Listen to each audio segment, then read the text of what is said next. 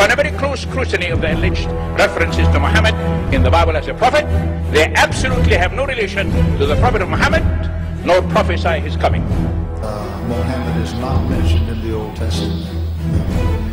Muhammad is not mentioned anywhere from Genesis to Revelation. Muhammad is God's true messenger. That's a joke.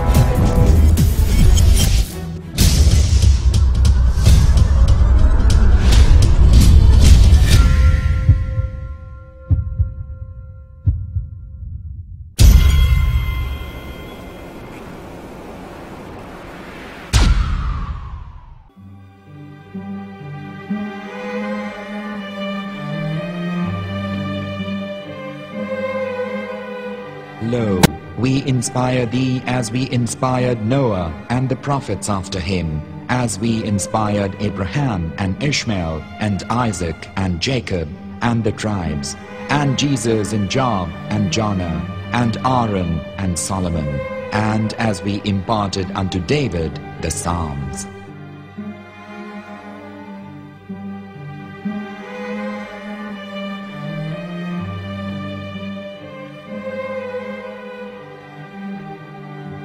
The verse we've just heard is from chapter 4 of the Qur'an.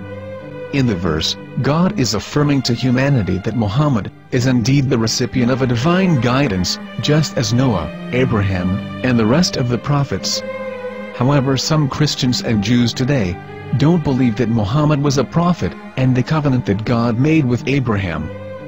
And since the Qur'an is not their book of authority, in this video I'm going to show you that the book you're holding in your hands contains the name off the seal of prophethood, the Prophet Muhammad.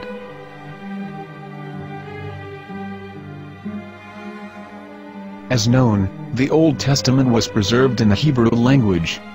In the 5th chapter of the Shir haShirim, which is one of the 5 megilot or sacred scrolls that are part of the Hebrew Bible, or for short the Song of Solomon, as Christians know it today. That chapter is discussing someone.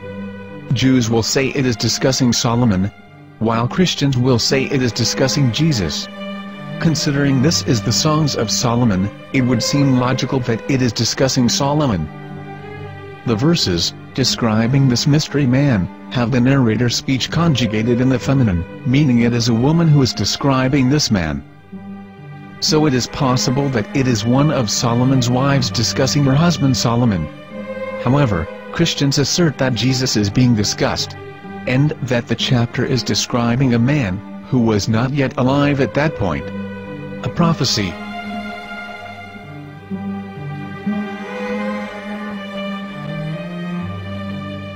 In reading the English translation of Song of Songs 5:16, it finishes the description by saying, "He is altogether lovely," but what most people don't know is that the name of that man was given in the original megilot.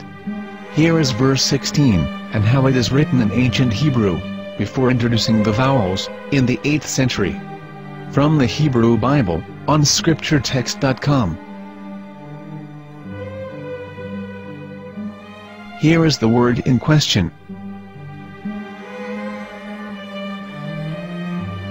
This word is made of 4 letters. Mem, Het, Mem, Dalet. Now when reading the word as it is written in its original form, with no vowels, it can be read as Muhammad, which is the name of the Muslim prophet, or as Mamad with no A after the H. According to Ben Yehuda's Hebrew English Dictionary, it is correctly pronounced as Muhammad, not Mamad. So how we're going to know for sure if it's pronounced as Muhammad, the Muslim prophet, or as Mamad, a random Hebrew word? The only way is to give the verse to a rabbi and say to him, "Please read." Here is the Song of Songs 5:16, and how it is read by a rabbi from a Hebrew Jewish site. Please notice, the im in Hebrew is a plural of respect. חיקו ממתקים וכולו מחמדים, זה דודי וזרעי בנות ירושלים.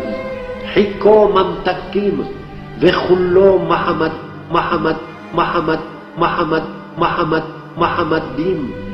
זה דודי וזה רעי בנות ירושלים.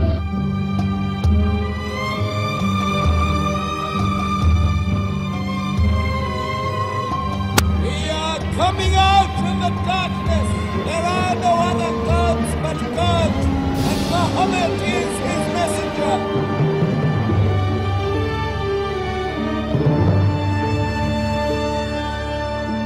Let the world hear. חיכו ממתקים וכולו מחמדים, זה דודי וזה רעי בנות ירושלים. חיכו ממתקים וכולו מחמד, מחמד, מחמד, מחמד, מחמד, מחמדים. זה דודי וזה רעי בנות ירושלים.